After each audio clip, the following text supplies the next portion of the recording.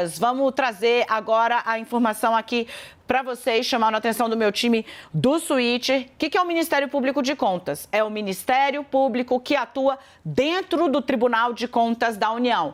Tribunal de Contas da União que foi o responsável por startar a apuração que levou ali ao escândalo das pedaladas na gestão Dilma Rousseff. Falando com procuradores de contas, a Corte nesse momento está em recesso, operando apenas em regime de urgência.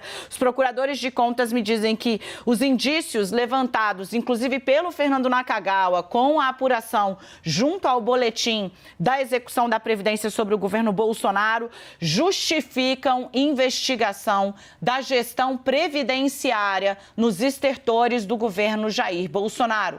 É a informação que chega agora, ao vivo, fonte contatada durante o 360, que estava acompanhando o 360, viu a apuração do Nakagawa. Eu disse, perguntei sobre o caso, as fontes falaram, olha, tá todo mundo aqui no recesso, na volta nós vamos olhar essa questão. A partir do momento em que os dados do Nakagawa chegam e trazem ali esse registro formal, dessa diferença brutal aí na concessão de benefícios em novembro de 2022, alinhado à acusação que faz, ao registro que faz o ministro-chefe da Casa Civil, os procuradores do Ministério Público de Contas, do Tribunal de Contas da União, dizem ao CNN 360 que a reportagem, o relato concreto trazido pelo nosso time, pelo Fernando Nakagawa, justifica a abertura de uma investigação. Então, na volta do recesso, o Ministério Público de Contas, o Tribunal de Contas da União, deve auditar o gasto previdenciário, a gestão da Previdência sob a direção de Paulo Guedes no final do governo Jair Messias Bolsonaro. Deixa eu trazer de volta, então, o Fernando Nakagawa. Naka, você cravou aqui que hoje deve ter abertura de apuração, auditagem, tomada de contas para entender quais são os motivos que levaram a isso. E aqui no 360, com o olhar técnico do Sérgio, ele traz inclusive elementos que podem ajudar a defesa dos gestores da Previdência no governo Bolsonaro. Mas a gente tem, de dado concreto, a fala de Paulo Guedes, que sinalizava esse aumento expressivo lá atrás, no final do governo. Você tem a percepção de que pós-eleição é que esses dados entram na conta.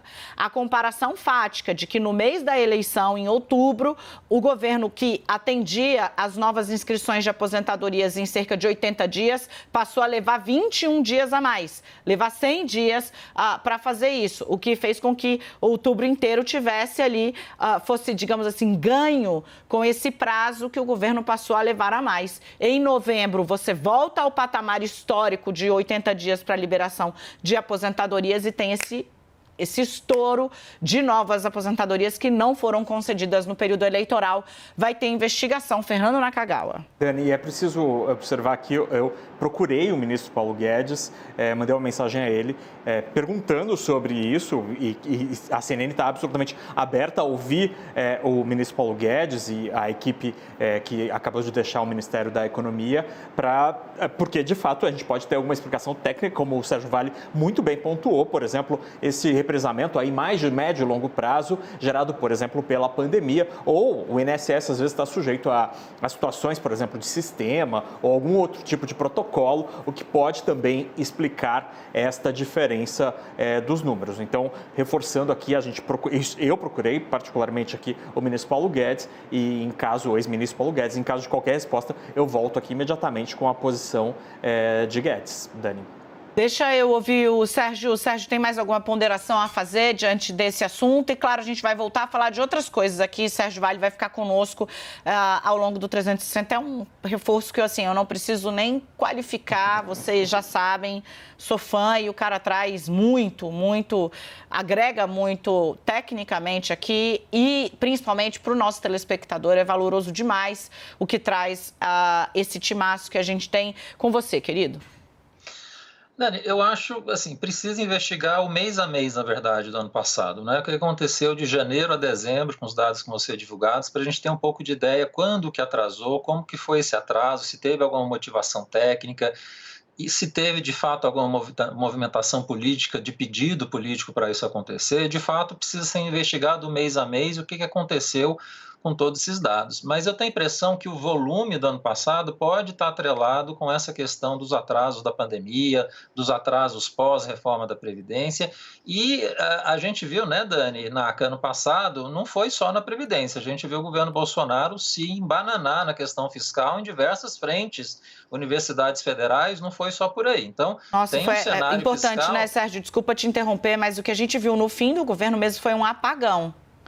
Não teve. E as universidades, eu até recebi material do presidente da Andifes aqui, vou só aproveitar, Sérgio, porque a gente acabou não registrando, essa mensagem me veio na véspera da posse, então eu acabei realmente, né, por conta do noticiário, né, olhando para frente, mas as universidades, a maioria das universidades fechou no vermelho, o que não acontecia há muito tempo, porque o governo Bolsonaro bloqueou dinheiro que elas já tinham nas contas, não houve malversação de dinheiro.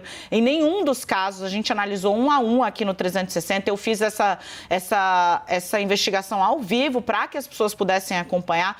Todas tinham dinheiro em caixa para pagar seus empenhos. O dinheiro foi pego pelo governo, que bloqueia a execução dessa grana, e as universidades fecharam dando calote o ano de 2022 por conta do apagão fiscal que o Sérgio está muito bem falando. Quem disse foi o presidente da associação que representa os reitores de institutos federais do Brasil. Sérgio. É isso mesmo, Dani. Esse é um problema geral de gestão fiscal do governo Bolsonaro, um apagão de fato no segundo semestre do ano que vem, que não aconteceu só na Previdência, a gente viu acontecer em diversas frentes. Então, essa investigação que eventualmente pode acontecer na Previdência, talvez precise acontecer em diversas frentes para a gente ter um pouco de ideia do que aconteceu de fato na gestão fiscal no governo Bolsonaro no segundo semestre do ano passado.